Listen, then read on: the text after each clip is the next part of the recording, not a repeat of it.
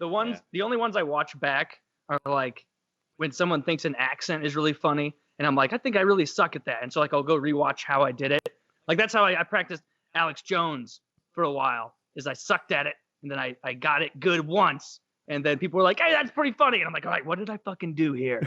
Like, and then. But of course, all it ends up doing is making you say bone broth a lot of times because you get that big B sound that comes out of his mouth. You can feel it balloon out of his mouth like that.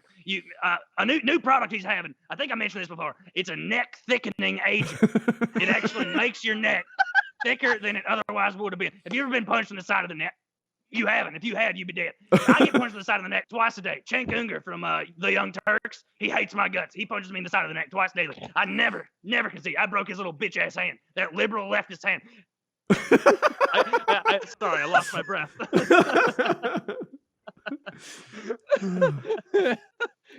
That's pretty really good. Fucking good. That was really good. Oh, shit. Buy our goddamn protein powders and shit. Just like every time, the last 3 times I've come on here, it's just here's my before picture. Here's me before bone broth. Here's me after bone broth. I'm so red. I'm red as fuck. I'm big. I'm swole. I'm red. The ancient Incans used to know that red denotes health. We got away from that too long ago with all these medicines, doctors, and such. Oh man. Oh God. I feel like I'm gonna cough. I need a goddamn cough drop. I don't know how, like, every time I hear someone who has a voice like that, like, I know they talk must be genetic. It's like, but how does that not hurt? And also, isn't that like I don't know enough about drugs, but hey, this is PKA, it doesn't matter. Is that a cocaine thing when your throat gets like that? Like, 'cause I thought it was a yelling thing. Definitely a smoking and yelling thing. Smoking too, that makes sense. But he makes a living yelling, like, right? Everything he says is like, it's okay. It's how long boosted out? Yeah. It's crazy. How long has he yelled? Because I am very loud. Like even right now, I'm tuned down like -20 decibels. Like I project, but I don't have that like raspy, like that raspy sound. And I've been doing this for 8 years. But then you have like and Kyle, where'd you go? There you are.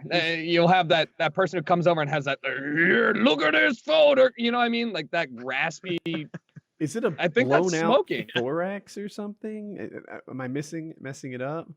The drill sergeants get it. I think. Kyle, you might be on the wrong mic. Yeah, your mic is on the wrong mic. Yeah. A thorax is the middle part of insects. No, a thorax speaks for the. No, that's a lorax. I'm sorry. That's a larynx. Nope, still wrong. Larynx. I know it's wrong. No, I'm saying wrong still mic. wrong on your mic. I know. Kyle, he's trying to switch. Kyle, have you fixed your mic? Try tapping your mic, Kyle. Insects have a thorax. Humans have a fucking larynx. It's still the wrong mic. Larynx speaks for the trees. What's funny is that he knows it's the wrong mic, and it's hard to be told something 1,000 times. Put it in the chat. Because he really wanted to get that larynx comment in.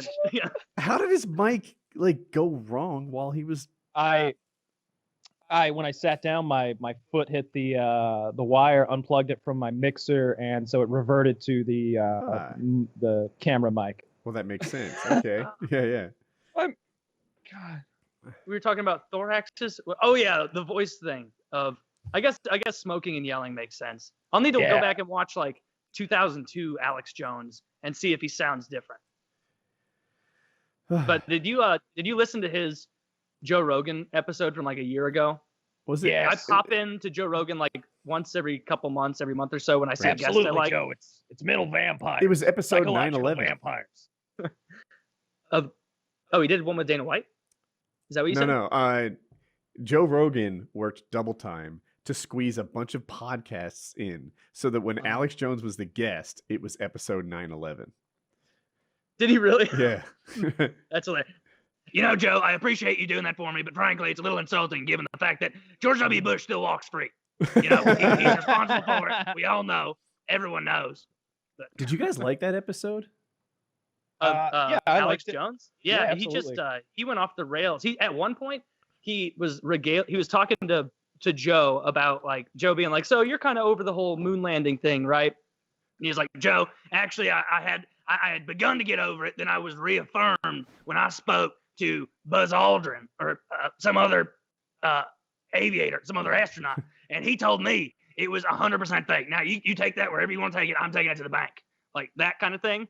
And it was clear, even in Alex Jones' retelling of this, that the astronaut was fucking with him. That he was like, so you agree that you never stepped foot on that moon?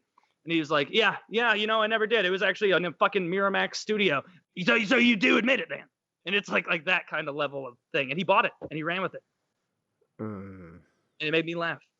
So, you didn't like his episode? You can't watch it and take him seriously. Like, I'm going to take heat watch for and this. laugh. Here's my issue with it. Now, let me take a step back.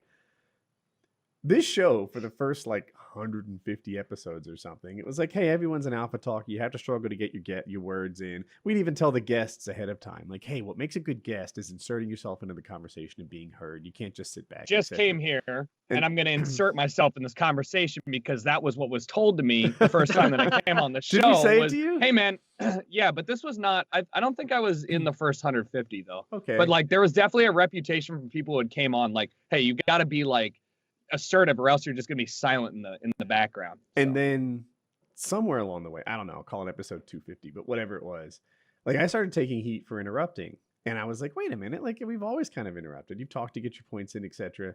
And I heard that episode with Alex Jones and Eddie Bravo and more, and I was like, wow, I get how interrupting can ruin a show, because they were doing it to each other outrageously. And it helped me realize I needed to improve and not do it so much. That was my takeaway from that show. Yeah. Was that sorry, so what was the premise? Fair. Just the evolution of you guys as hosts? No, I think we were talking about Alex Jones, and then we worked to the JERiCHOII episode with him, and I said that it wasn't my favorite because they were all just totally talking over each other, trying to be right about wacky conspiracy theories. And as a listener, I was like, man, can you not both finish your point so I can hear them? You guys have definitely I think I've been on here 6-7 times. Oh, thanks, now. Tucker. Yeah, I've never, even as far back as I can remember, it was never a problem. It was there was definitely a point where you have to make an assertive jump into the conversation, but that's kind of how everything is. You have 4 people talking or weighing in on a subject. That's just, you have to be confident with your ability to put yourself out there. That's not you guys, but earlier shows can't comment on it.